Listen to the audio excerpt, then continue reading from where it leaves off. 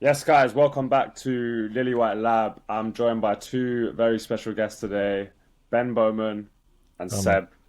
How I'd you argue I'm two more doing? special. I think it's your first time on the channel, actually.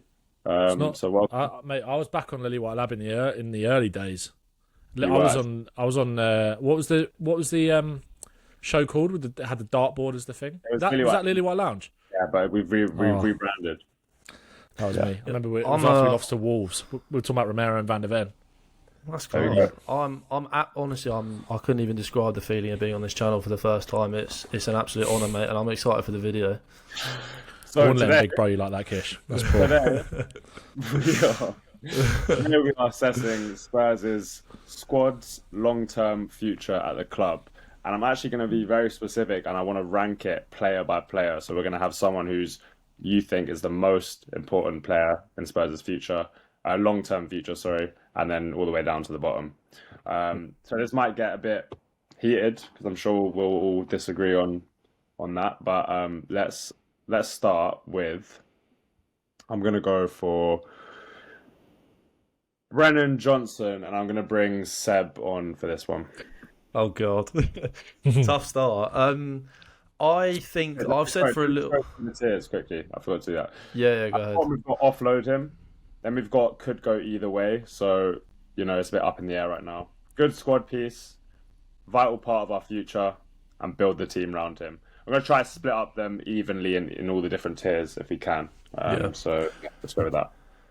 I Take it. think Brennan Johnson is somebody that I've spoken quite a bit about recently, and I think we all have in terms of potentially being the next one who is moved on. I think you've seen at the start of this season. I'm not too sure where his long term role would be in this squad. I don't mind Brennan Johnson as a footballer. I think in terms of being a final action player, somebody to bring off the bench in certain game states, I think he can be effective, but I just think with the options that we've got now and with what we want going forwards as well in terms of further signings in those wing areas, especially where Thomas Frank wants to play him off the left, you've got Tel, you've got Odobert there, potential big signing in that position coming in the next couple of transfer windows as well.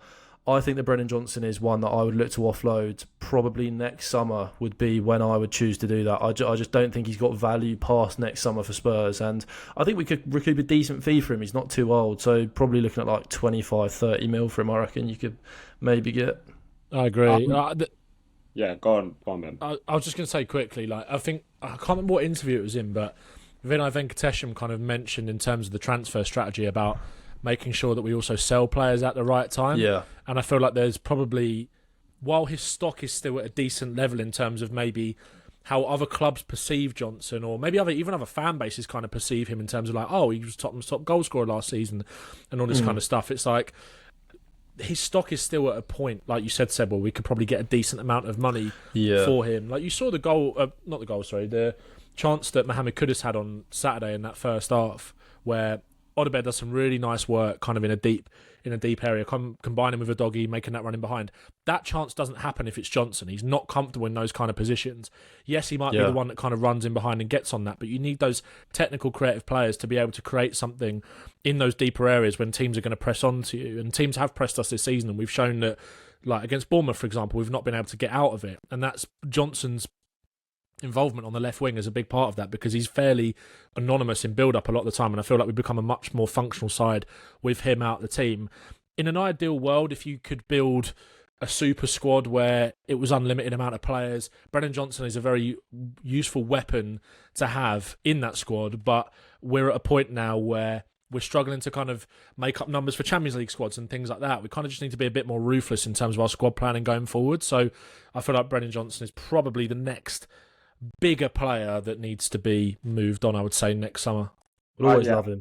I would say with Johnson, like if you had a squad full of technical players, like every position was covered by technical players, you could probably afford to carry someone like him, and his goal threat and Yeah. his movement in the box would be a real addition to the team. I think like back to like how Bayern would always have Müller in the squad, and Müller wasn't great technically, but his ability to find space and around the box was great. But they were able to kind of carry him in possession at times because of how good their other players were technically. But I don't think we're in a position to be able to carry him, and his deficiencies are always going to shine through until we have like a super technical team around him. So I think Agreed. right time is now, probably not not January, but I think at the end of the season would make sense for me. I want to rattle through them a bit, so I'm going to just come to you guys one by one, and some of them we'll discuss more in depth. So Ben, I'll go to you around Dragusin. Dragusin's a difficult one because obviously we haven't seen him play any football under Thomas Frank yet. I would be inclined to kind of go, it could go either way, just off the basis that we haven't seen him. And I do feel like in certain games where Spurs want to defend a little bit deeper and protect the box, then he could be quite a useful asset because we know that his box defending can be quite strong. We saw that for Romania. We've seen that for Spurs at times as well. But I also feel like with Danso here now, who can offer that sort of backup centre-back role, good personality in and around the dressing room as well, is comfortable playing in a back three, and we've seen us switch to a back three quite often to kind of protect leads. You've got Vuskovic coming through as well. You've got Kota Takai, who is a young talent who I don't think is on the same level as Vuskovic, but, you know, can be that sort of fill-in here type player maybe if we need him to. It's difficult to say, but if someone came in for him with a decent amount of money close to what we paid for him, I would offload him without much hesitation. But it's kind of the unknown just because we haven't seen him play for Frank yet. So I'd lean towards offload him, but I also think it's a bit harsh considering he hasn't played. Johnson. Above Johnson, yeah, I'd say. Yeah, I feel like Johnson's more of a priority to get some cash kind of back, and it's just not as much room for him. There's no Vuskovic. Let me just quickly add Vuskovic in. So I'm going to talk about, let's go with Jed Spence. I think Jed Spence is a really interesting one. I think his deficiencies have slightly shown this season in terms of his attacking output. I do think that's partly because of the wingers that he's been paired with.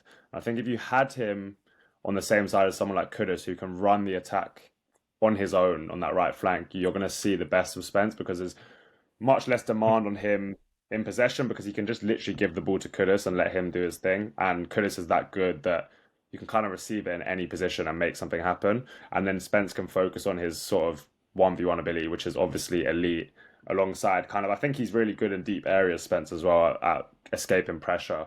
I just think when it comes to kind of advancing into the middle and final third, he's a bit limited.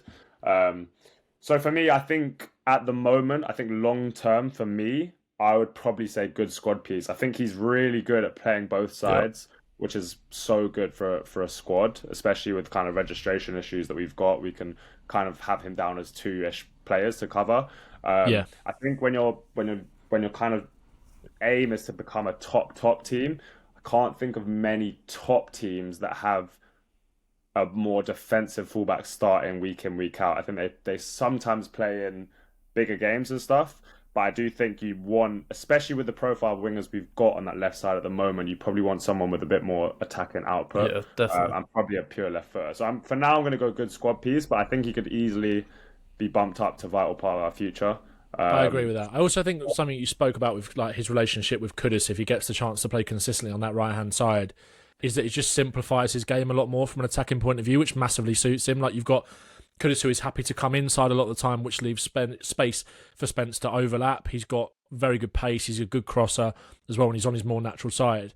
And yeah, his game is far more complicated when he's playing on the wrong side with a profile that doesn't really suit him. So yeah, just keeps it more simple. It suits him a lot more. But I think good squad piece is fair. 100% agree. Right.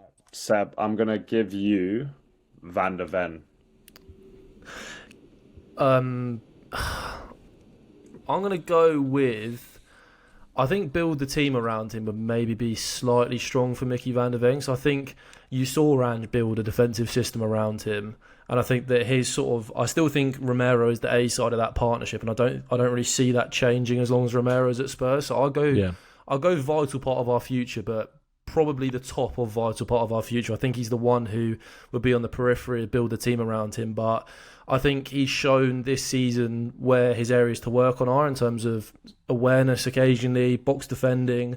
I think that will all improve. And I think once he's elite in that area, you've got, one of the best defenders around. But also shows at times that that pace will never be an asset that's not useful in pretty much every stage of the game. So I think top defender, good on the ball, good at carrying the ball, such a lovely compliment for Romero. And I think as long as those two can stay fit, they'll both be absolutely vital parts of our future. And yeah, I love Mickey van der Ven, such a high ceiling.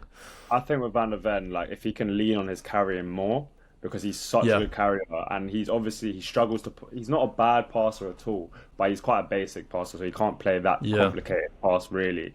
It's sort of like a Konate, Saliba type passer. They're good passers, but they're never going to be like constantly breaking lines with it. But if he can lean into his carrying more, which the likes of Saliba do a lot, and kind of really use that to progress the ball rather than the passing, then I think he can be even better than he is now. I think though as well, like I saw against Leeds on Saturday, I think you did see his passing come into effect quite a bit, and if he just wants to try, I think he just got to trust it a little bit more, because he's got all of the mechanics to be a good player on the ball. Like you see him kind of wrap the ball out to the fullback or the winger with so much pace and like perfect for them to kind of run onto. But also he's good at, really good at. Yeah. But there was a couple of ones in the first half where he was able to break the lines and kind of find Simmons in exactly the sort of pocket you want behind that Leeds 5 across the midfield. There's a couple of examples of that, and it's like it's there, but we maybe just don't see it enough. And I feel like we're too reliant on Romero. It's like Van der Ven can just trust himself a bit more to do that, because he can punch, he can do that with the ball. His ball striking is decent in terms of like he puts really nice pace on his passes and stuff. For me, it's like he's very one-sided. So those passes that he can make are all out to like the left angle. He's never going to cut across and play on the right, which is fine, because especially if Simmons wants to pick up that left pocket, there's going to be more option for him to always play to the left. But obviously the elite level players can do both. Like Romero can he's also play both ways. He's not got the range that Romero has in terms of he can float one up the line or a little deft one inside. Like he's very much the ball striking. It's quite, he loves a little firm pass out to the left, like you said. Okay, Ben. Yeah, I'm gonna give you Solanke. Oh, it's an interesting one in terms of like the date range that we're talking about for like long term. Yeah. Because good show. I think it could go either way. To be honest, I think it's difficult because we haven't seen him at all pretty much under Thomas Frank. We've seen him in half a friendly game and then bits in here and there off the bench. I was really excited about Solanke coming into this season because I think he brings so much of what Thomas Frank would want in a number 9 in terms of his link-up play, his ability to help generate space for the wingers to run into beyond. We saw that how key Tony and Wissa were in that aspect at Brentford. Solanke, we've just missed his link-up play and hold-up play so much when you look at how kind of poorly I think Richarlison has started the season from an all-round perspective outside of his goals.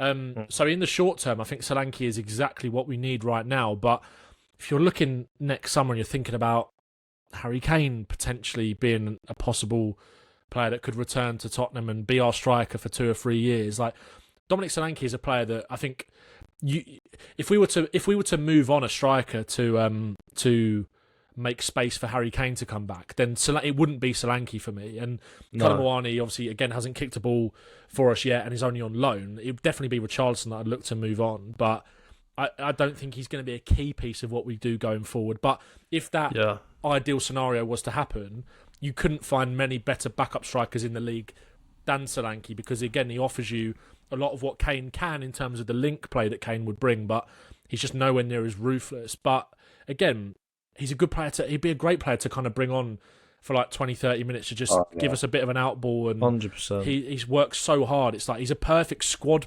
player, but I don't think he's going to be a vital part of it. So maybe good squad piece, actually, I think. Because he's top of good squad piece. I agree with you. I don't think he's like vital part of our future, because I think there's an upgrade there, definitely in the shorter term. So there's strikers that I look to move on much quicker than it. Well, one striker I'd look to move on much quicker than it. With the parameters of this tier list, I think when we're looking at players sort of around Solanke's age, I'm thinking next 2 to 3 years. And then when we're looking at younger players like 16, 17 years, obviously we're thinking 5 to 10 years. Yeah. Definitely, Would you have Solanke, Ben, above or below Spence? I don't think there's that much in it, to be honest. I'd probably have Spence above just because he's slightly younger, and I think with the versatility and stuff that you spoke about, so it's going to be really useful for squad planning. So, just below Spence. Okay, I'm going to take... I think you should take Matty Tel. Okay, I'll take Matty Tel. Your boy. Okay, so I'm actually going to probably make a video about this, but I think we saw a lot better performance from Matty Tel against Leeds. Not that it was perfect; it definitely wasn't perfect. I still probably prefer him on the left, but I think the reason that it was so much better is because we finally had a natural number 10 behind him, and he's been being asked constantly when he's playing up front in a sort of more 4-3-3 shape. There's such obviously a big gap between the midfield and striker, which there often can be in a 4-3-3. And so there's a lot of responsibility on the 9 to come and link play. And I think the fact that Simmons was occupying those 10 zones much more often against Leeds, finding the ball in the pockets constantly, meant that Tel could just focus on what he's good at, and that's in and around the box.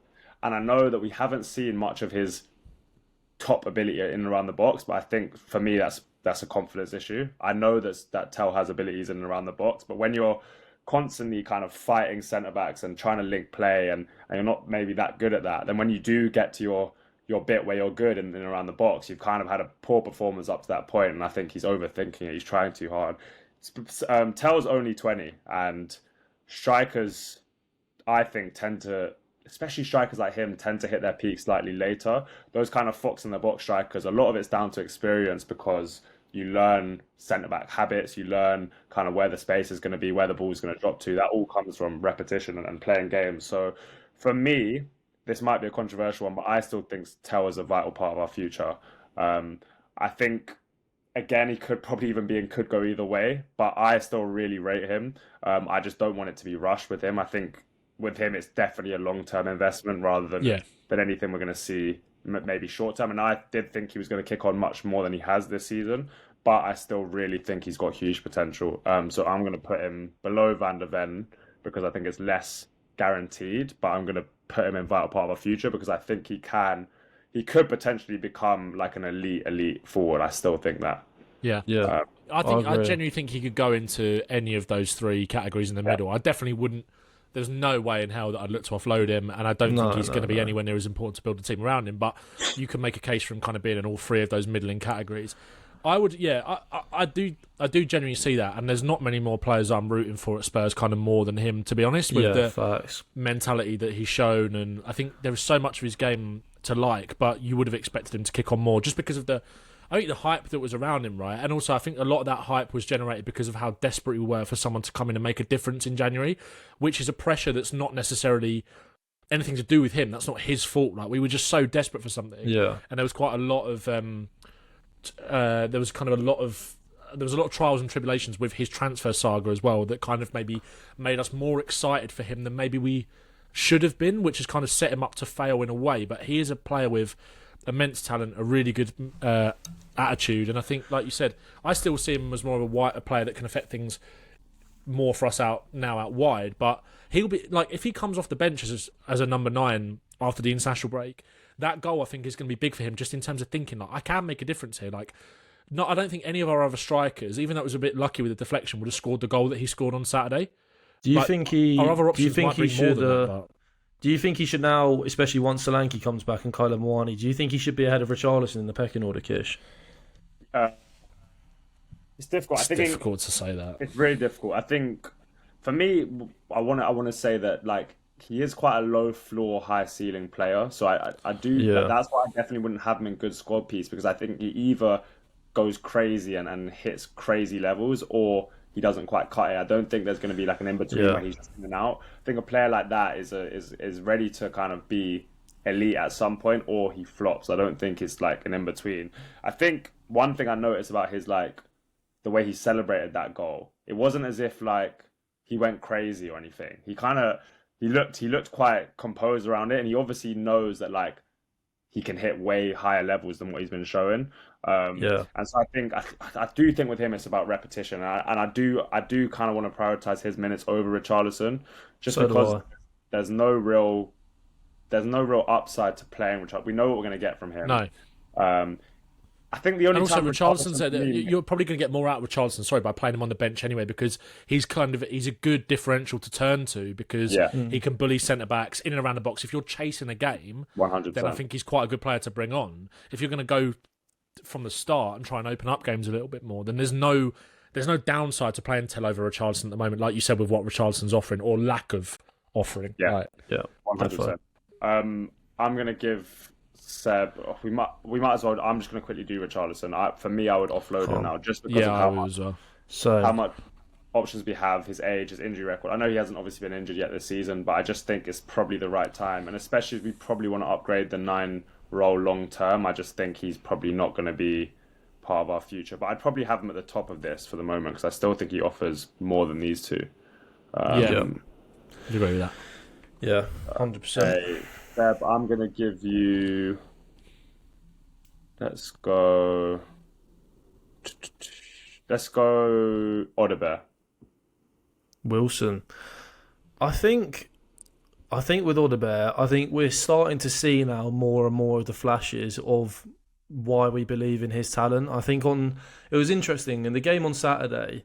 At full time, I was kind of like, I didn't really notice much from Odobert. It's maybe a little bit of a disappointing performance. But then, on reflection, when I watched the game back afterwards for the sort of match review, you notice a lot more moments from him where you think it's brilliance from Udogie and Xavi Simons, and it is, but often you sort of miss what Odobert contributed to that moment. And there were lots of those sort of little moments on Saturday. And I think he's a very intelligent winger. I still think that, with fans, and it's kind of fair enough because that's what you want from wingers. You want them to get you off your seat. I think that he's only really going to sort of nail down that position if we start seeing more in the way of output and in the way of excitement from him.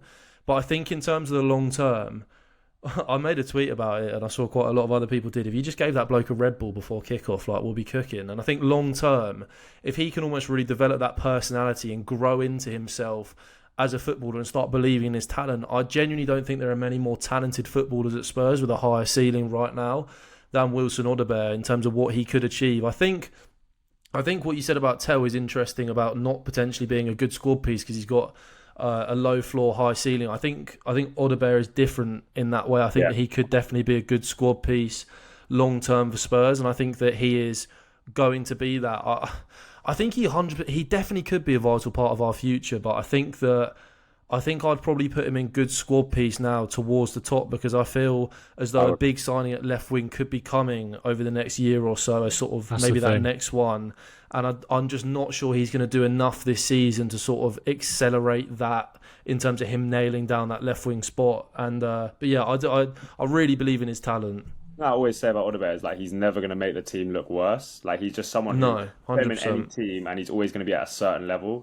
For me, he never has bad games. He has games where he should do more, especially with his talent. But because he's of such a level technically and physically, to be honest, he's not necessarily rapid, but he's quick, he's agile, he's got good balance. He's got quick feet, very quick feet. And so I just think he is a player who could be a good squad player because he's never going to drop below a certain level. And then when there's so many games and stuff, I think he's someone you can always just plug in and he'll always give you a certain level. And hopefully he can go past that level and become more of a match winner and a difference maker. But I think at the moment, and potentially long term, but he could just be a very good squad player.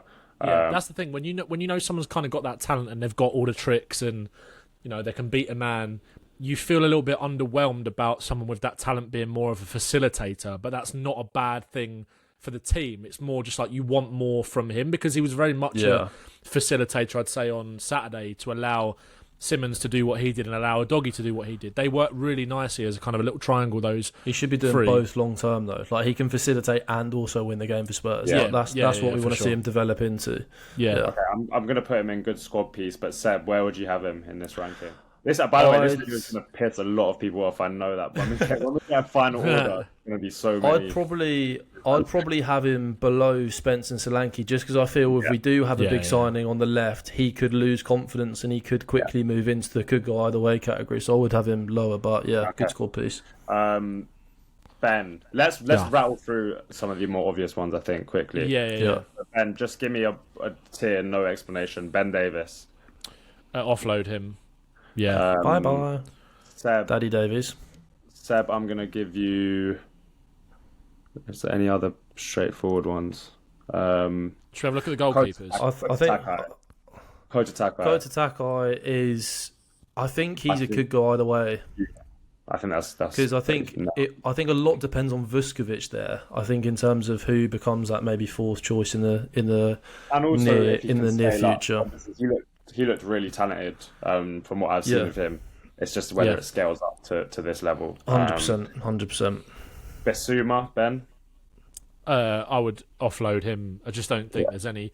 I think it's a bit of a shame with Basuma in the sense that like if he could sort of sort himself out up here and just like get fit as well, then I think he'd actually be. That's what I was going to say. Like, I think he could be adding more value to the team in terms of what he brings with his skill set than Bentancur, but it's gone way too far to even consider that now. It just in January is that. I'd say Basuma's more of a priority just because we can probably still get some sort of fee in January. And Ben Davies, I think, will end up probably staying at the club in some sort of coaching. Yeah. And also, like, I think he's good for the dressing room as well, Ben Davies. Yeah, so I'm not, 100%. Whatever happens with Ben Davies, I'm not that arsed. As long as he's not taking up and blocking the pathway for a player, which I don't think he ever will be, to be fair. I'm gonna take Dane Scarlett, and I think it should probably be offload him at this point. Yeah, just for his sake. Yeah, I feel for him. He hasn't got a loan this summer. For me, Dane Scarlett, like, there is a lot to like there, but there's nothing that jumps out at me as like an elite attribute with him. And I do think to make it as a striker in the Premier League, you have to have something you're really, really good at. And he's decent in kind of all aspects as a striker, but there's nothing that jumps out at me like being like, okay, he can lean on that attribute to carry him. Even like comparing him to Lancashire or someone, you've got Lancashire, like the physicality, the pacing behind. He presses really well. He works really hard. I think those things probably make the coach and staff at Spurs lean towards him over Scarlett. And I also just want him to have a good career. And I think at the moment it's a bit negative for him playing in the 21s still. Like, he's played first team football. Like, why is he still in the 21s? 100%. Agreed. Yeah, I agree with that. I'm going to offload, and I'm probably going to have him. I'll probably have him here. Yeah. Also, when you've got like Mason Melia coming soon as well, it needs to sort of clear the pathway a little bit in terms of the strikers. Yeah, by the way, there's a few players here. We've got a couple of the loan players out on loan here. There's Tyrese Hall we haven't got. There's Mason Melia. We've got Abbott. Alfie Devine. Jamie Donnelly. Yeah. A few others, I'm sure. So, you know, they're obviously potentially could be. We can sort of touch on them when we maybe speak about some of the other loan guys, because a few more here. Okay, I'm going to give you Seb. Is there any other obvious ones that I can see? Should we talk about the goalkeepers? Yeah, let's do all the goalkeepers in one. Okay, Seb, you take Vicario first. I don't think I've been this torn on a Spurs player. There. Yeah, I don't think I've been this torn on a Spurs player in a long time. I've made my feelings quite clear about Vicario at the start of this season in terms of the fact that I actually feel like he's regressing a little bit, and I think that on the ball in terms of his distribution, that has been like seriously horror so far this season. Like all of his clearances are scuffed. They're not finding the right man. They're going straight out of play. It's super frustrating. And I think that whilst he's always been a reliable sort of safe pair of hands between the sticks, like, you know, very good save percentage. You never really worry about him making a mistake in terms of letting a ball go through him or something like that. Just the other areas of his game, I think, have regressed this season. It's got to a point where I'm not comfortable with him in goal. And I think some people have compared it to Arsenal with Ramsdale in terms of, yes, good goalkeeper, and, you know, are you alarmed by him each week? Is he somebody that you desperately need an upgrade on? Maybe not, but to make sort of an elite change, to go and get your David Raya, who has gone on to become one of the best goalkeepers in the Premier League under obviously Mikel Arteta replacing Aaron Ramsdale, I feel like we could have a Vicario moment next summer. And I think it's going to be tough because I think Frank likes Vicario. And I don't know whether it's Kinski who gets a chance at some point over the next year and makes that step up and becomes the first choice. I think he's absolutely got the ability to do so. And I think if he sort of gain that confidence in goal with his distribution, with how much more confident he is, I think, or how much more confident he looks on the pitch, I think that he could leapfrog Vicario over the next year or so. It is very controversial on Vicario. People are very split on him in the fan base at the moment, and I think it's one of those where judge him at the end of the season, see what happens over the next sort of 8 months, and if these levels don't drastically improve, then I think that it's a conversation to have next summer to offload him. So I think I'd have Vicario and could go either way for now, because I'm still not sold on him as our long-term goalkeeper. But that's not me saying I think he's terrible or he's a bad goalkeeper. I'm just not sure he's elite, and we'd like an elite goalkeeper. Obviously, who wouldn't, it's right? So with keepers that rely heavily on their shot stopping and are quite limited, because once those mistakes do happen, which I think for most keepers they have periods of time where they make. Where's the upside? then it's really the pressure card starts picking up because you're like, okay, they're a net negative in possession, and now they're making goals as well. That's when you're like, okay, what are they bringing now? The in possession stuff with Vicario I find quite interesting because I think he's almost there's points where he's kind of turning down passes that I don't think he would have turned down maybe under Ange, which I think might be more of an instructional thing. But I also think there's been times where like he's making basic errors with the distribution in terms of trying to go long and then just slicing it out for a throw-in, Lloris kind of style. I worry about when this team evolves in possession, which I think we will do under Frank, in terms of being a little bit more brave in terms of our build-up and stuff like that. I feel like with Vicario making these basic mistakes now with just like long passes, for example, where he's not under as much pressure, then how badly is that going to translate when he is being asked to be a little bit more brave on the ball, which I think will probably happen at some point as well. And then that's where it opens the door for Kinski a little bit more, who's never going to shy away from making a difficult pass. He's just not. Yeah. I think part of that with the Vicario distribution is that Ange was so big on just play, let's quickly play, just play, never slow the game down. He didn't have to really think about anything. He was never hesitating, and now there's more thinking involved, and so he starts hesitating some of the passes, and then that can just spiral negatively. But Ben, let's do. First of all, would you have him above or below Kota Takai? I'd have him above Kota Takai, I think. Yeah. Seb, Kinski. Do you mean Ben? Sorry, Ben Kinski. I think it's a difficult one with Kinski, to be honest. I'm really excited about him. I really liked what I saw in those first few months. Yes, there was a couple of errors. Arsenal, he probably should have saved that from Trossard. Aston Villa, that goal in like the first 45 seconds of the game, 1-on-1 from Rodgers, I think it was, or Ramsey, I can't remember, should have saved it. But what I really liked in that game against Aston Villa, which I kind of always hold on to, is how well he bounced back and the amount of saves that he made to kind of keep it at 2-0, which meant that we could then try and get back in the game later on. Made some really good saves. Made a really good save against Doncaster when he sort of came in. He's just so brave on the ball. I do think he could be... it's difficult, really, because I don't see us offloading Vicario next summer just because I think of his impact in the dressing room, Frank kind of naming him as a leader in the leadership group, all that kind of stuff. I think it would have to go really tits up with Vicario for Spurs to sell him. There might be a thing of where Kinski leapfrogs him, but I also feel like if we were going to sell Vicario, then we probably would buy another goalkeeper that might come in as the first choice. So, but I also think Kinski is always going to be there knocking on the door. I just think he needs more opportunities, maybe in the Champions League, for example, like against Bodo Glimt. I think he should have played that game. I think he should play. 100%. Probably play Copenhagen. I don't think there's any risk as long as you've got experience in that back line in front of him, which we have. Which we, to be fair to Kinski, we didn't have when he was playing. It was Gray and Dragusin in front of him for a few weeks, and then Dragusin does his ACL, and it's Gray and Danso, right, as centre half. He didn't really have that.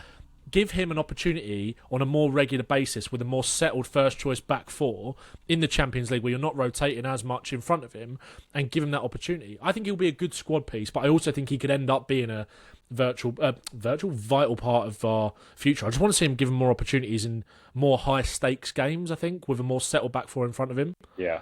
Where would you place him in this? Probably above Odobert and below Solanke, I think. Okay. All right.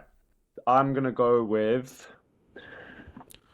I think Janiah Bfield is a vital part of our future. And I think this might be someone who people haven't seen much of. But I think, to me, although I love Luca Williams-Barnett, I think Janiah Bfield is a more sure player who's going to break into the first team consistently.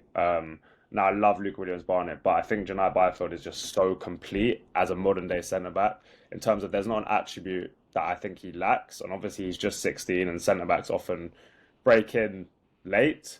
But he's quick, he's strong, he's good on the ball off both feet. He can carry it, he can play long passes, he can play short passes, he can play through the lines. He's good in the air, he's good in both boxes. Like, he's just so complete for a centre-back his age. And I think even like around the country, he's known as probably the best centre-back of his age.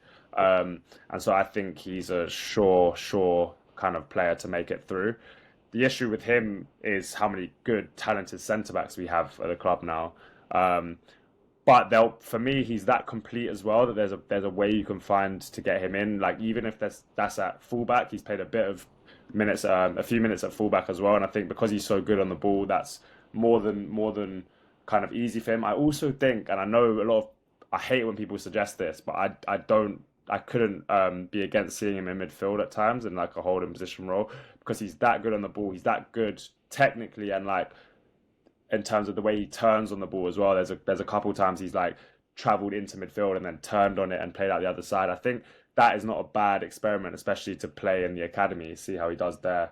But he's a player that's just so complete. You can kind of play him anywhere across the back line and he'd be very good. So I think for me, obviously Van der Ven is clear right now, but I think Janiah Bfield will become a more complete player than Van der Ven. And obviously that is all disregarding potential ups and downs that he might have in his career, injuries and whatever. But he's amazing. So that's where I'd have him. Yeah. Seb. João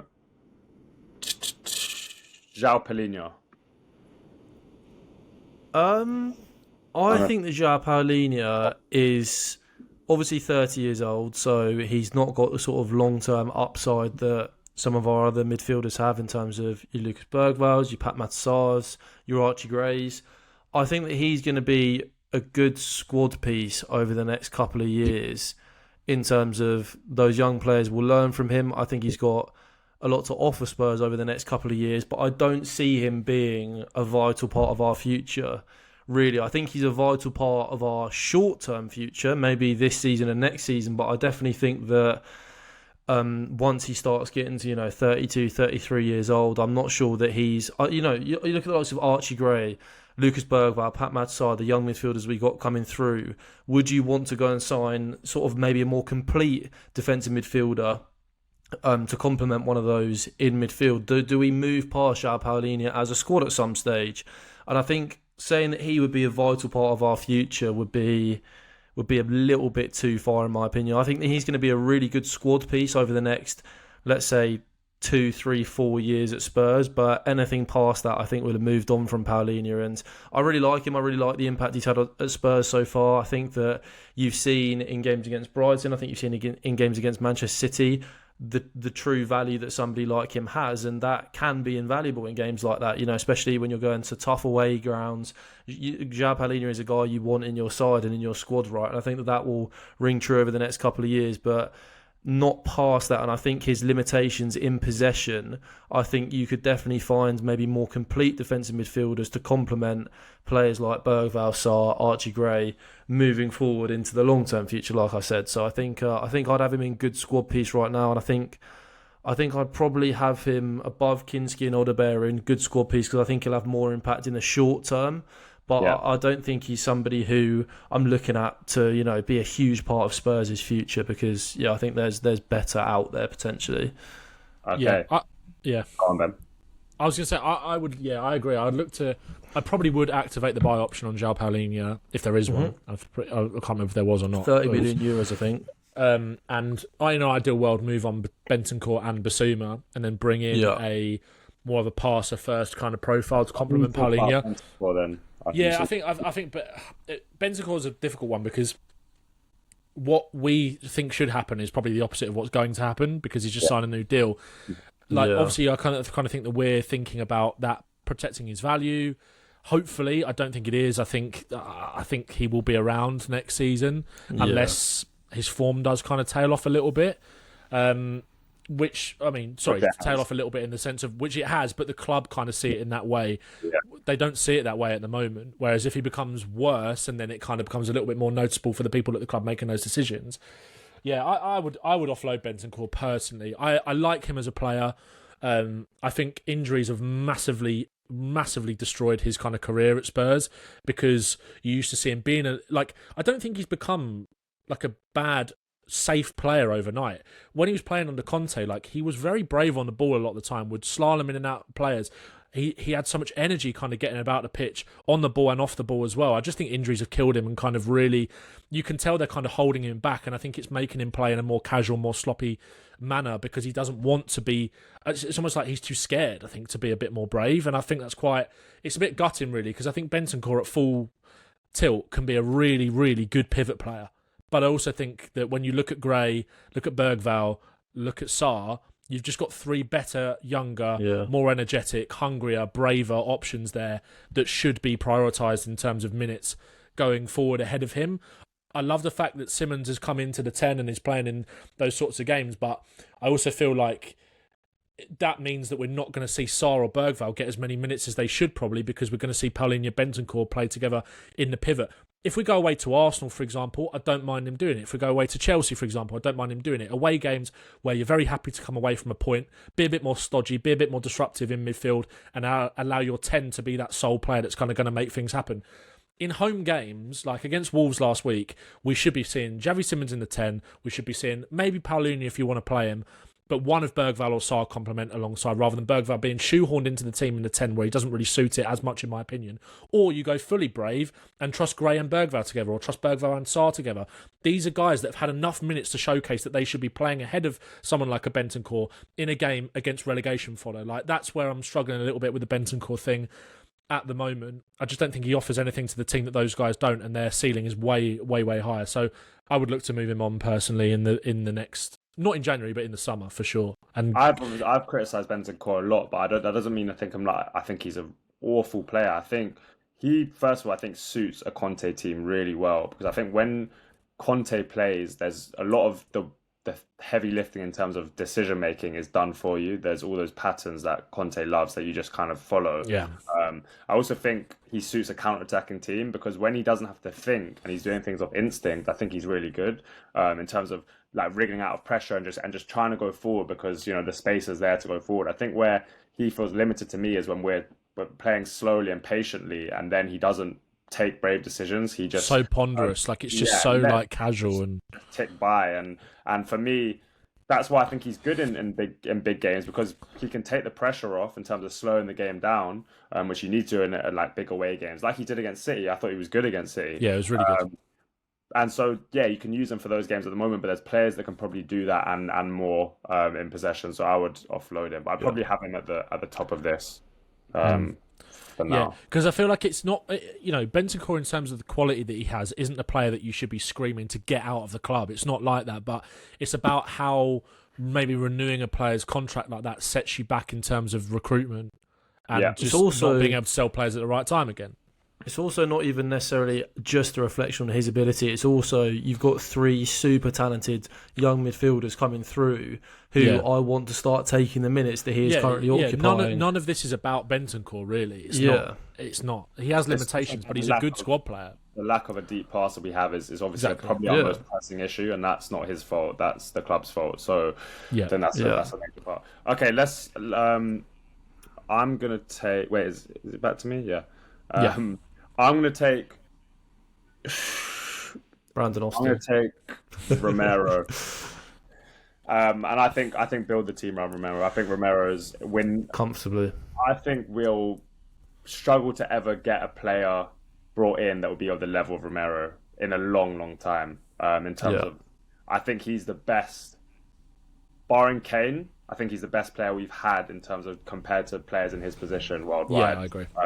In a long, long time, and obviously Bale and stuff. But I think also with Romero, I don't think age will affect him that much. He doesn't rely on pace that much. He doesn't. Look at Van Dijk.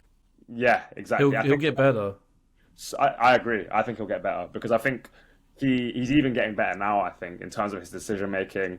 Not that I think he hasn't had like an amazing season. He had some amazing games, but I just think the more he grows, the more he has a settled team around him, the more he has a settled coach around him. I think he's the kind of player that just takes you on to big things. And if we want to achieve big things, we have to lock it. We have locked him down, but I mean, he has to be the main piece of that back line. That was arguably the most important signing that we made in the summer, or certainly one of them, him or maybe Simmons, in terms of the future of that position. But I think like you said with Romero, the frustrations from Spurs fans came when we weren't seeing those performances on a consistent basis. Now, like you said, he hasn't had an amazing start to the season while having some very good performances, like the only player to keep Erling Haaland out so far, for example, this season. But he's just been a lot more in the games where there has been a drop-off from that top level where he was playing at in that game. You've just seen it level out a lot more than maybe under Conte or like under Ange, where he would have his Yeah. kind of rash moments and just dive in and make stupid decisions. Whereas now it just feels like he's way beyond that and just playing at a far more consistent I level. also think he rises to a good level when the team's good. So like he gets rash when, for me, I think he gets frustrated because the team are nowhere Yeah, near. 100%. I think you see that in his passing as well. And sometimes, when he makes those kind of marauding runs forward, it's like, have I got to do everything? I think he feels a little bit like that. 100%. That It's captain's armband.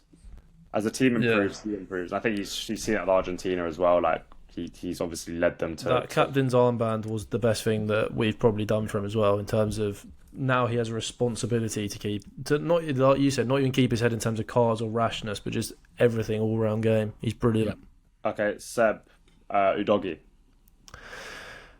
I'm gonna say I'm gonna also put him in. I kind of want to put him in, build the team around him. I I agree. think I agree. he's so. I think he has such an insanely high ceiling as a fullback. I think the only thing that's holding him back is his concentration in defensive situations sometimes. And I also think that his decision making in the final third, he just needs to. I almost feel like it's just a confidence thing with him in the final third, where I think he's got the ability, the ball striking to do it. I don't think it's his best attribute, but I just think if he becomes slightly more snappy with the decisions that he makes, and even if it's not always the right decision, but just making those a little bit quicker and being more confident when he's carrying the ball into the final third, I think he's one of the best ball carriers that we've had at Spurs in recent years. I think he's one of amazing. the best off the ball runners as well. 100%. Power and pace is crazy. When he gets into stride, it's insane. And I think that at 22 years old, he is absolutely one to build a team around. I think him, Romero, Mickey van der Ven. I think maybe Pedro Porro will obviously talk about it as well in a minute. But I think that back four, that area, like at least three of those back four are like locks for our long term future, and that's a really, really great position to be in. I genuinely think Destiny Udogie I think it'll be a disappointment if he doesn't become the best left back in Europe. Like he's that kind of player, he's that kind of physical profile, he's that good technically, and he's got that much experience at a young age. And I'm so excited about him. And if he gets over those sort of small injury problems that he's had in the past year, really under Ange, and then obviously at the start of Frank, I think he is sharpening up his decision making in the final third away from becoming the most complete left back in the league, maybe, or certainly one of 100%, them. I think his 1v1 defending could improve a little bit at times, and I think that's the thing that Spence probably has over him. But Spence is more of a specialist, I think, whereas Udogie, for an all-round option, especially with the way that things are going, and to have someone that's that kind of like could play as a wing back as well if you wanted to.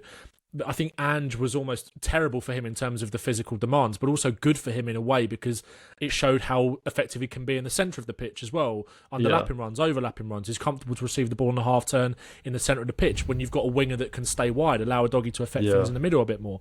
He can then, if Porro wants to bomb on, he can kind of form more of a settled back three and in your kind of rest defence as well. So yeah, Udogie, I feel like when I'm looking at all the players left, I was just thinking about this while you were talking, like for the build the team around him, I kind of feel like when you're thinking about the spine of that team, right? You're thinking about a centre half, one key fullback, a midfielder, an attacker, as well. And I feel like Udogie, out of all the fullbacks that we've got, is the one that you really, really not invest in, because I think you should invest in all of these guys, but like he's the one I'm most excited about in terms of the long term. I also want to say with this tier list, obviously, like we're not necessarily saying Udogie will be the best player at the club, but you're comparing him to what other players are around. And in terms of left backs in the world, there's not many more talented than him. We're so lucky we've got him. We couldn't go and upgrade on Udogie. Like there's not a chance, and it's like that piece of scouting. Like it's brilliant. And I also want to say, I think a lot of these defenders actually go up a level with a more rounded team around them, if that makes sense, because 100%. I think all of them are so good individually. If you get a better midfield, if those young guys develop well, then I think you see even better levels from all of them. So I think. Can I ask you a quick question, Kish? Do you think that with Udogie we've seen pre-injury? Do you think we've seen him surpass the pre-injury level, or do you think he's kind of around the same? I think he's around this. I think he's around the same. I remember when he first came in, I was like, oh my god! Like I don't know who we had at left back before Udogie. Was it Sessegnon or like? Sessegnon and Davies, and Perisic was playing there.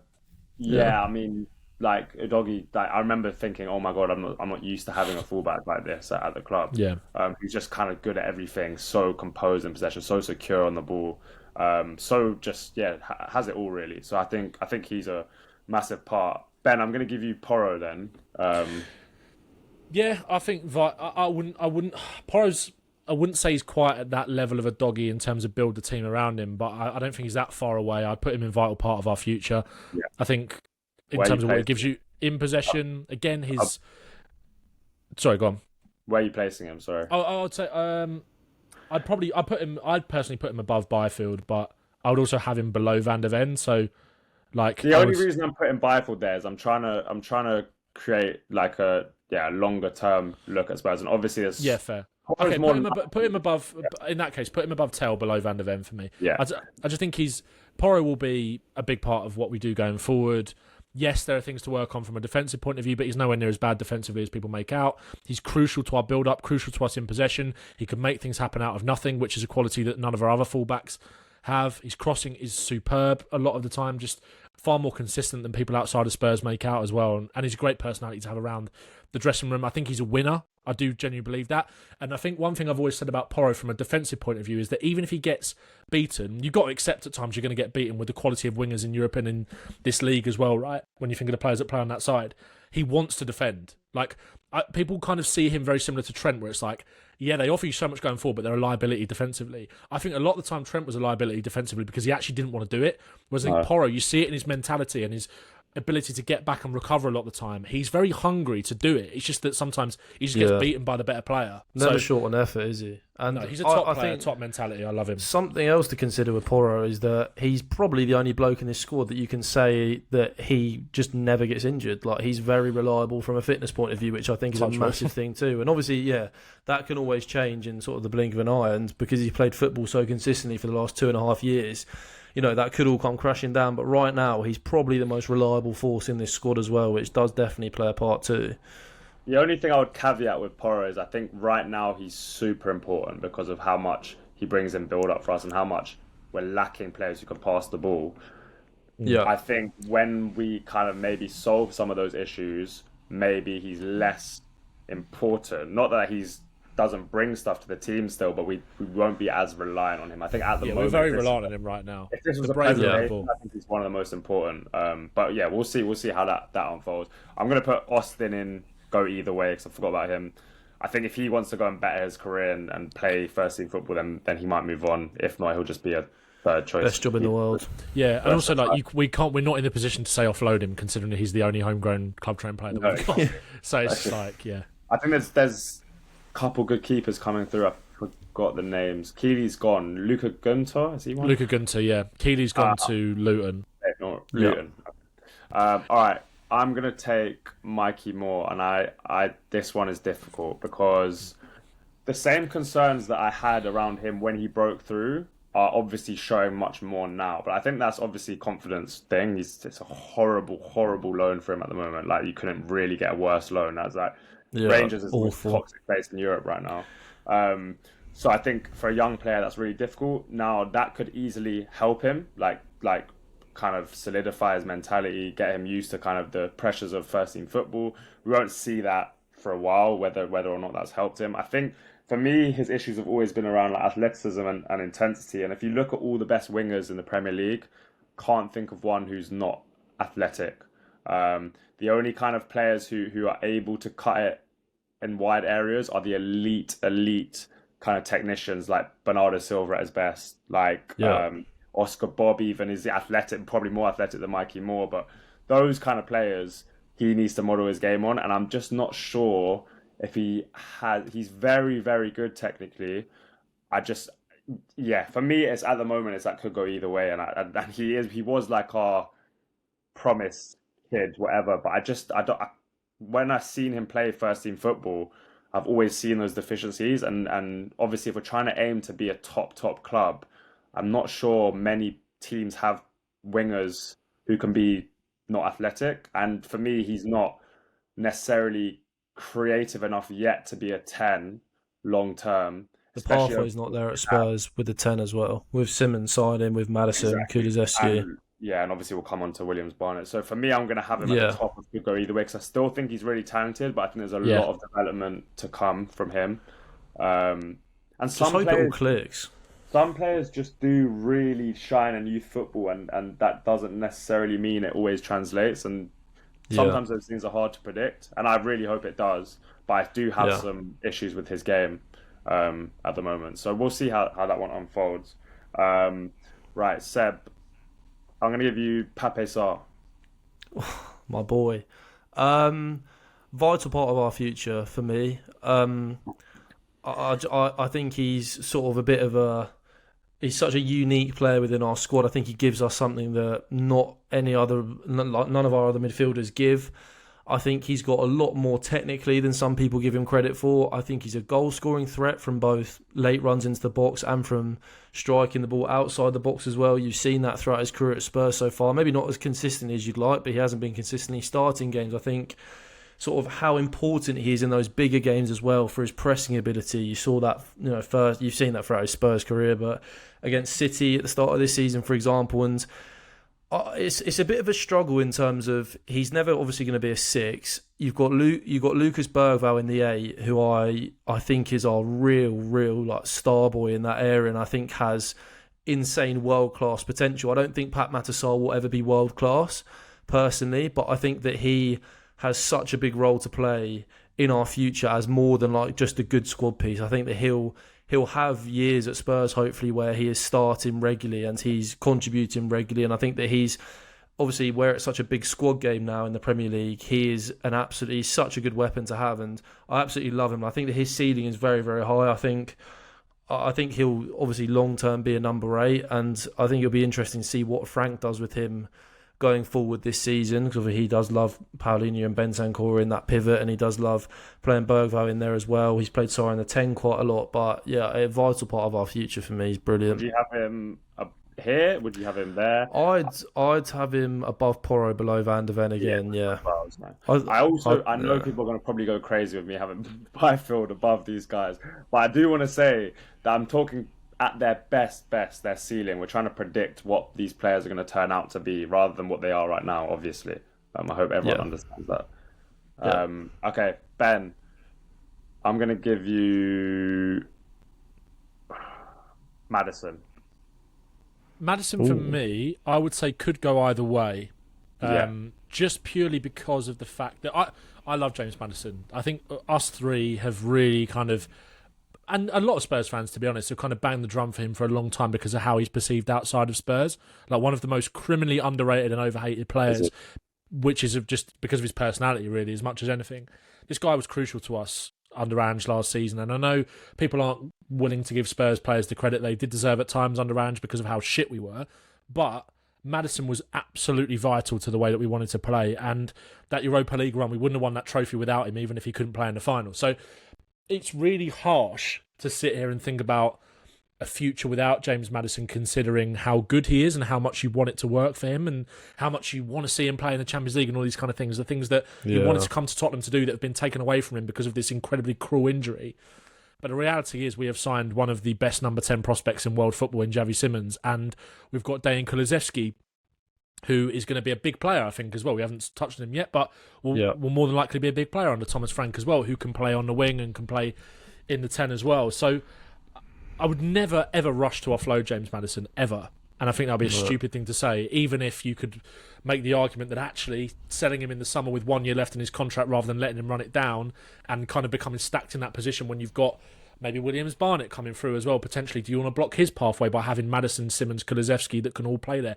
Bergvall, who he sees as a 10 as well. Sarr can play in that 10 as well, and it's actually maybe more effective than Bergvall in certain games in the 10.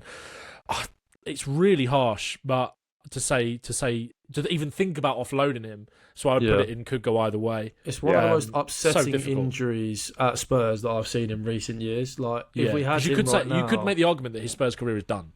You could, because he'll be 30 before we see his best football again, and how impacted he'll be by that injury in terms of his game, I think could be quite big. And it's so upset because, like, if we had him right now, I guess you could argue that we might not sign Javi Simmons, which long term you could argue that would have been less beneficial to us. But I think it annoys me that he's gonna probably end his Spurs career in this way, might not be able to have the impact in the seasons where he comes back from the ACL, and that sort of it will end in such a peak way for him, because like we said, he's such a disrespected footballer. So it was such an upsetting injury, I think. But yeah, I would love to see him and Simmons on the same pitch. I think those kind of players problem solve. So like they don't need coaching really, those kind of players, because they just make things happen without the structure, and they're just off the cuff kind of players. I think even I've seen people suggest it, and I'm really not against it in certain games, and I know we're not going to see Maddison for ages, but him playing in the pivot in games where we're really dominant, or even just having like a 1 DM and those two ahead of it, I just think it takes us up so much. Especially if the injury that is going to limit his physicality as well. Like, I know obviously you don't want him running up and down in midfield all the time, but like spraying passes and stuff like that. Yeah. Also, even in certain games, and I know people don't like Javi Simmons on the left, but you can make Simmons on the left work in this Tottenham team. And again, if you have Simmons there, Udogie kind of holding that width, Maddison in the 10, Simmons on the left, being able to float into each other's positions to kind of cause that chaos to unlock teams, we will be, again, if this Tottenham team keeps getting better and better and better, which I think with the quality of players that we're looking at in this tier list and the good manager that we have as well, and potentially a new direction in terms of what's happening off the pitch, you're gonna end up facing more teams that are gonna sit against you even more, because you're getting better and better as a side, and the amount of threat that we've got. So we could play Simmons and Maddison in the same team in that front line, and just sort of figure it out. Let them, like you said, Kish, kind of just take the responsibility, go and win us the game, like City do. With they kind of playing a number 10 on the wing, and like just kind of packing as many attacking players as possible. Exactly, and problem solving. So I'm going to run through a couple of the just less interesting ones ish, because I think this video is obviously going to be very long. Kolo Muani, I think we have people still are underrating how good of a player he could be. But again, it's a dry loan, so we don't even know if they're going to make that permanent. But I think fans will be very impressed when he does eventually make it in.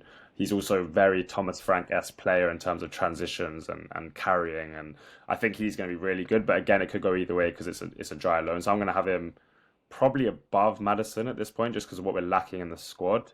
And I think he's got a big future, whether that's at Spurs or not.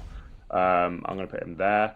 And then the other one I'm going to put is Yang. I think, again, could go either way. I think he's really talented. Obviously, some physicality concerns, but he's really finding his feet at Portsmouth, which is...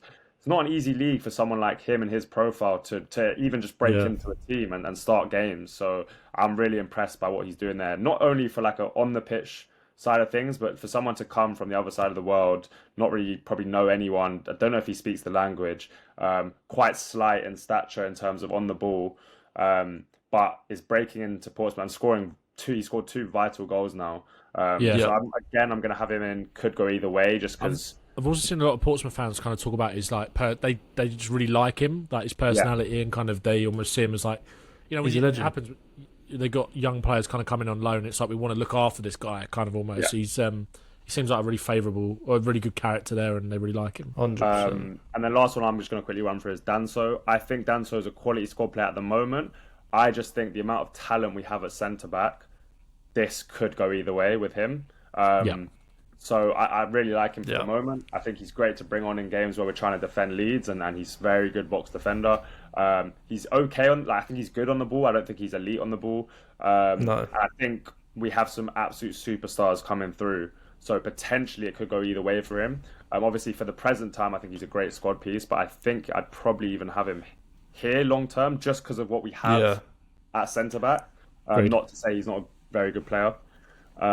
Okay, these ones are all pretty interesting. So, Seb, I'm going to start. Wait, have I been to Seb last or was it Ben last? I can't remember. Go with Seb and then we'll Seb, I'm going to give you Kulusevski. My boy, my lookalike. It's one of those where a little bit similar to James Maddison. It's going to be how that injury has affected his game. Like it's happened to his knee. Again, a player who loves to twist and turn.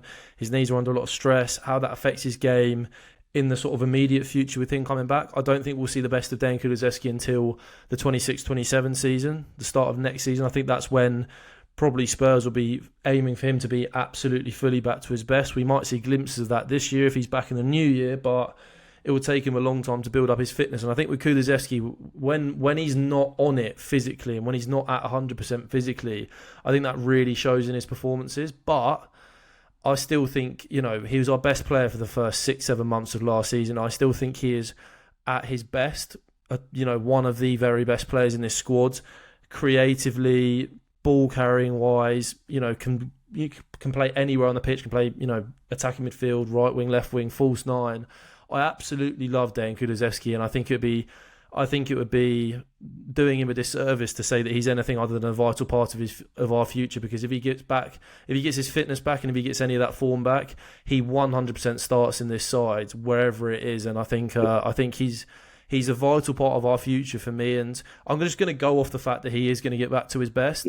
And I'd even maybe have him above Mickey van der Ven. I'll probably have him at the top of vital part of our future. To be honest, yeah, I think because especially under Frank, I think Frank's going to absolutely love him. I think he has so many attributes Frank likes in terms of his dual winning, his carrying, his ability on transitions, his crossing from the half spaces. I think there's so much to like. I think he is like a dream player for Frank. I think he'll really, really love him. He's also a future Tottenham captain. It's about the fitness with him, I think, and I'd potentially even bump him up to the one above, but it's obviously those fitness caveats that we don't know yet. But, I think there's another attacker in there that I'd probably put over Kulusevski for that personally. Okay. Ben, I'm going to give you Kudus.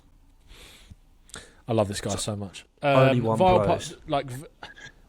I would say vital part of our future, to be honest. I think if we're thinking about one player in the front, I'm kind of thinking about it in terms of like the spine of the team. Kind of thinking about like one maybe player in each kind of position to kind of really build around. He would be right at the top of it, but I would maybe have another guy in terms of build the team around him. That's not to. I mean, he's just so good. Like one of the most complete wingers in the Premier League. Can play in the 10 as well if you really want him to. He's so good in central spaces. He just makes things happen out of nothing, probably more so than any other player in our squad. Maybe barring Javi Simmons, which we haven't seen loads of yet, but Simmons in terms of a winger, he's a gem and we're so lucky to have him. Again, I would say vital part of the future just because, again, well, it's going to be really interesting to see when Kulusevski comes back how well them two battle for that spot, because I think you've got two players there with a top mentality that will probably bring the best out of both of them as well. I would personally put another player above him for build the team around him, but he's amazing. He's amazing. I was going to say with Kudus, like in terms of ability, he's right up there. I just think he could, whether this is the way we're structuring the team or whether it's him, I just think we could get more out of him for how good he is. Which says a lot about his performances so far. The fact that we want more. Because I just know how good he is. He's a cheat code, but like. I do think he could get there, and he could genuinely be one of the best players in the world with the abilities he has. I think the reason I'd have him and build a team around him is because I think if he's fit at any point in the next 4 to 5 years, I don't see a world in which he's not starting for Spurs. That's fair. When you frame it like that is fair. I'm not against putting him there, but my initial thought was just like I don't know. There's just we can have 5 or 6 in here. Okay, let's do it. Maybe as the winger personally. I'd have him above Udogie personally as well. I don't know about anyone else, but I probably would. But again, I think he can go up a level still. So that's where I'm looking as well in terms of where he's at now. His potential could be even higher. So he's a joke. Yeah, it's a joke. With him, I think he's massive potential. I'm gonna talk Vuskovic now. For me, I would have him in the top category. I think we've signed an absolute specimen here who's like we haven't signed someone of this level, I don't think, in a long time in terms of what he could be. I think he could be the best centre back in the world. I genuinely think that. He's got absolutely everything. He's so mature for his age already. The only kind of caveat with him is his ability on the turn, and it really does depend on the kind of manager we have at the club when he does break in. And obviously, in an Ange system, I don't think he would still play lots of games. I think you'd probably see some slight weaknesses there, but not. It's more about obviously a suicidal high line or a very very high line. He might struggle at a Barcelona or whatever. But in a mid block, he's not slow. He's definitely not slow. But in terms of his aerial ability, and we've seen the game become more and more reliant on kind of aerial duels at the back with long throws, set pieces, but also teams are going more direct at the moment. He just dominates, and then on the ball, he can play all kinds of passes off both feet. I think a both-footed centre back is such a good asset as well because you just open up the whole pitch. For me, I probably have him at the bottom of build the team around him because again, there's Same. always those things in terms of caveats, and also centre back is such a competitive position where there's probably more good centre backs around than there is good left backs, for example. Also, if you look at the small gains that Thomas Frank is trying to instill at Tottenham, talk about the long throws, talk about the set pieces, he's getting you 10 goals a season. And I obviously love Romero, Mickey van der Ven so much, but I don't think they're necessarily huge goal threats in the other box. I think they can chip in, but I think if you're talking about Vuskovic being, maybe like a Gabriel is at Arsenal, where he will win you games. Like, that is such a huge thing for Vuskovic, and it's a matter of time before he breaks into Spurs. Okay, 4 left. It's been a long video, but I've enjoyed it, to be fair. It's been great. So it's back to you, Seb. I'm going to give you Lucas Bergvall. Build the team around him. Yeah, I was going to say. I think that Lucas Bergvall has the potential to be one of the very best number 8s in the world. I think that Thomas Frank needs to get it out of his head immediately that he's a number 10, because that is just not his game and we need him deeper, especially with the setup that we've got right now. He has to be playing that pivot for me. I think that he is, whilst he's not necessarily like an elite passer yet, sort of his ball carrying and his bravery and the way he sort of slaloms and creates things and almost causes havoc in that midfield area by just picking up the ball and just dancing with it. I think he's so key to our short-term future. I think he's, like I said, I genuinely think he's got the potential to be one of the very best midfielders around. There's a reason that Barcelona wanted this guy and were desperate to sign him, and Spurs obviously pipped them to it because of obviously game time stuff. But I do think it's going to be a conversation within the next couple of years, like Barcelona come in for Lucas Bergvall and come sniffing, because he's that level of footballer. I think we'll have a fight to keep him, but it's a good job they're broke. Yeah, exactly. He'll be one of the very best midfielders in the world by 22, 23 years of age. I've got zero doubts in that. And yeah, I think I'd have him right up there next to Romero and build the team around him. He's a freak. I'd have him in exactly the same place. I think I've spoken about Bergvall quite a lot in terms of in the context of Spurs needing that progressive passer in midfield, which is something I think we still definitely do need. But progression comes in. He can become that, and also progression comes in more than one way. Like, look at Moussa Dembele and how good he was at getting Tottenham up the pitch with his bravery and his dribbling ability and that physicality. Bergvall has got a much bigger frame than people I think. I've said this so many times with Bergvall, because of his looks and because of the fact that he's got like this perfect blonde hair and he's like this good-looking guy. People pigeonhole him into being like a. There's 100% an aesthetic bias with him where people think he's the sort of player, this kind of player, when actually he's far more rugged, far more physical. He was like an Odegaard type player. Yeah, he's like 6 foot and like strong. Like he's a big guy, and I think that you can definitely him and Sarr, I think, just going forward, like maybe from next season, just have to be that pivot that you trust if you don't go and sign a passer. Bergvall is too good to not play. I don't think we're exercising his best abilities at the moment, but also the fact that he started the season as well as he has, kind of playing in a position that doesn't necessarily squeeze the most amount of juice out of him, is testament to how good this kid is. It's all mental with him as well. I think in terms of the bravery, he backs his technical ability so much to get him out of any difficult situation. We saw it last season, right, against AZ Alkmaar. He was at fault for the goal, I think, that got them back in the game with a silly mistake, but you have to accept sometimes that those things are going to happen, and actually it's testament to how brave he is and how well he responded from that kind of situation as well, with the performances outside of that, and how he kicked on. Like, he's a match winner, I think, as well. Like, get him a little bit deeper. I see him becoming a bit like a Gerrard with those shots from outside the box as well. You can unlock that a little bit more. Like we saw that against Frankfurt in Europa League last season, crashing the bar. This is a guy that's got a really good strike on him and can add more goals to his game as well. Like, in terms of all-round number 8s under the age of 20 in the world, he's probably right at the top. Gerrard's not a bad comparison, because he's so complete. Gerrard's obviously probably the most complete midfielder I can think of, especially in the Premier League. Gerrard was always underrated for his physicality as well. Like, the engine Gerrard had was an absolute joke. And in terms of someone that can get you up and down the pitch, grab games by the scruff of the neck, score goals from outside the box, but also just like his array of passing is better than people think, I think, as well. Like, he's got a good diagonal switch on him. His technical floor is so high, and his mentality, I think, is what will take him to the top. Yeah, just to add, I think Frank's quotes on him were pretty interesting as well, that he needs to run less, and I really do agree with that. I think at the moment, he plays like a young player still, he is a young player, do you know what I mean? And even at this level where we know he can get so much better, he's obviously an asset to the first team now. But I think there's, because of how good he is and because of how complete he is, there's things that he can work on that can make him even better. And I think for me, running less, I think being less like darting about all the time and waiting for opportunities to come to him in midfield, I think is one thing. And also limiting his touches. I've said that countless times. I think if he starts leaning into his passing ability more, which he has, and just 1 and 2 touch and seeing it and playing it, I think those things will take him on a level. And I think they'll just come with experience and coaching. Imagine those being your only criticisms of a 19-year-old midfielder. Yeah. That just shows the level. Yeah. Okay. I'm gonna allow for one more player in the top category out of these 3. So, and I'm gonna also bump down. I'm gonna bump down one of these guys. I'm probably gonna. I don't know. Actually, I'll leave it like that. Okay. I'm gonna go Williams Barnett. And I'm gonna say that I haven't seen a Spurs Academy product that's this fun in so long, in terms of just the type of player he is. So kind of the arrogance, the confidence, but also the flair. I've constantly compared him to Cole Palmer because of the way they can slow down in the most decisive moments. I think the best players make it look like they've taken it so slowly, and they're just so calm in like what a lot of players would find really like intense and chaotic situations.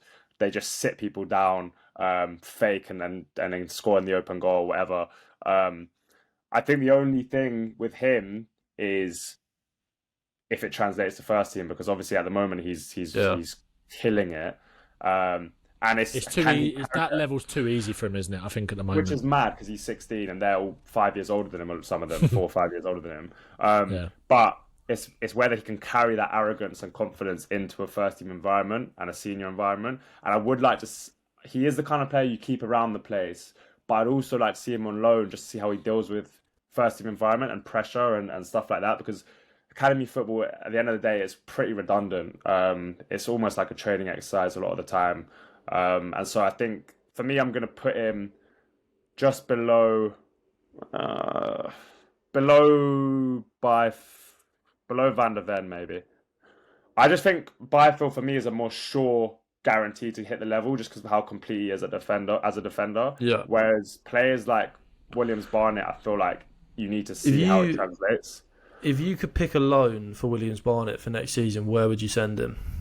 You know what? I'm normally against this, but I would send him to somewhere in England. And I'd probably pick a lower level. I'd probably go like League One or something. Just because it's less about his ability. I think his ability is probably up there with most of the first team. But it's about how does he adapt to like pressure and senior environments and men's football. So I think for me, you just want to get minutes at a first team environment. Yeah, and in best like chance of doing that. League, like a physical league. That's right. Okay, let's go. 100%. Seb, you can choose who you want to take out of these 2. I'll let Ben end on the Xavi Simons. So I'll take Archie Gray, who I actually think is a really interesting one as well. I think Archie Gray is a vital part of our future as well. I think I'd probably have him below Sarr and above Porro in vital part of our future. I don't know whether that will be controversial. It's difficult with Gray. I think Gray, you could argue, maybe has one of the best natural abilities in the squad in terms of on the ball, the first team experience he's already got in terms of at 17 years old, 16, 17 years old, was starting game for Leeds in the Championship. And I think that it's absolutely not in doubt that at some stage he is going to break in at Spurs and he is going to become a huge player for us. I think that, there's Sarr, there's Bergvall there too, and I think that is quite a congested area in terms of talent, that midfield. And I do think that maybe one of them is sacrificed in the long term. And I do think that Sarr, Bergvall and Gray are not all going to have amazing careers at Tottenham Hotspur, and one of them might be moved on at some point. But I don't think that would be Gray. I think Gray is... You could argue Gray's got the highest ceiling in terms of like the kind of midfielder he is. Obviously, he'll have that little bit more What did you think of hype. what Frank said about the Rice-Rodri thing? He said he can become our Declan Rice, didn't he? Which is something I thought for a while. I think Thomas Frank knows a lot more about football than me, so I'll definitely back him. Or Rodri? Or did he basically, what he said was that like if he could become look at as the level important, of defensive midfielders in the Premier League of the last, and they said Archie Gray can become that for us. I think he's more of a Rice though, 100%. And I think we've seen that actually in the last few games in terms of when he's played a little bit further forward as an 8, his ball carrying ability and off the ball runs as well. He's not He filled deserves a out chance. he's not filled out like Rice has clearly filled out at Arsenal. And Rice is fucking like 26, 27, however old he is, right? But that physical development has still got a long way to go for Gray. But in terms of his ball carrying ability, where do you see him more, as an 8 or a 6? I think because I want a number 6 so badly who can pass the ball. I think I'm sort of trying to plug him in there. I'm trying to plug him in there where I just think for someone that smart, they can kind of play anywhere midfield. I think Gray could do a job. Like, obviously, I wouldn't want him to play 10, but I think he could contribute as a 10 the same way that Bergvall and he's just a good player. He's just a good player. You can play him pretty much anywhere. Could he be our Gravenberch in terms of what they've done with him at Liverpool? Harry, and but for me, I agree. I think he's a more natural fit as an 8 right now. But that's not to say, and I think often number 6s are more experienced players because it takes such a type of person more so than anything to play in that position because they need to be calm. They need to be so decisive in what they do, because if they lose the ball in that area, it's pretty much game over. I think there's so much to it in that role, and often the best number 6s are older. So it's one that maybe when he first becomes a first team player, he's an 8, and then down the line and later in his career he's number 6. But I think I'd have him vital part. And I'd probably, where would you have him? I'd have him just above Sarr, I think. I think there as I well. love Pat Matasar, and I think Pat Matasar will be. I just want to say that probably this category could be completely interchangeable. I think any of these could end up on top. Any of them could end up on bottom. I'd say about all of them, to be honest. I would agree with that. I would definitely agree. Finish us off with Xavi Simons. Build the team around him. I would probably have him just above Kudus, below Bergvall. Yeah, that's for me. Nice. Again, it's pretty interchangeable, I think, between those top 3. I think Romero is the most important player at the football club, so I think he should go there by default right now. But I think Bergvall and Simons, you've got 2 of the best midfield talents in world football right there, or the potential to be. Like Simons, I still can't really believe that we picked him up. I think there's obviously been a lot of chat around him so far. He hasn't delivered loads in terms of goals and assists yet, but the influence that he's having on our games when he has played in the position that we bought him for is incredible. Like, Brighton turned that game around. I know it wasn't single-handedly necessarily because Kudus was such an amazing threat, but the way that he just came and grabbed the ball. Yeah. That was the thing I was most impressed, is like his mentality to be like, I'm gonna change this game. Yeah, I mean, this is what I got in a lot of shit for saying, right? But it was like, he is that guy that will just give it to me. I will problem solve. Like, any area of the pitch, give me the ball. I want it. And this might be controversial, but that Rabona he did against Leeds, mate, people lost their shit about that.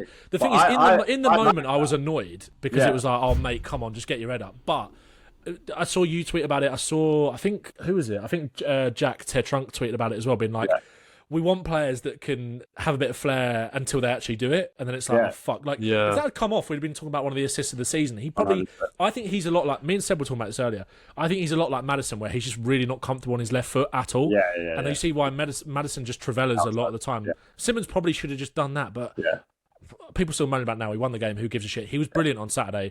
I thought the intelligence that he got, he slows the game down and speeds the game up whenever he wants at the right times.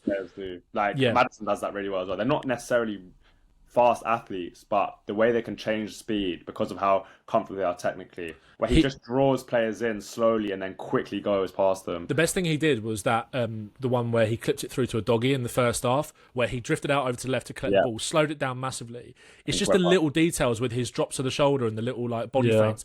That's what opened up the game so much against Brighton with the pre-assist he got for Kudus, where he sprayed the ball out wide. Watch that back again and watch what he's doing in kind of slow motion in terms of manipulating the block.